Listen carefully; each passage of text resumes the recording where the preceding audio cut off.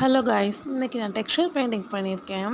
Texture பெயிண்டிங்னாலே maximum எல்லாருமே tissue பேப்பரில் தான் பண்ணுவாங்க.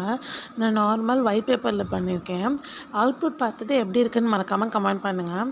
இது மாதிரியான இன்ட்ரெஸ்டிங்கான வீடியோக்கு சேனலை மறக்காமல் சப்ஸ்கிரைப் பண்ணிக்கோங்க.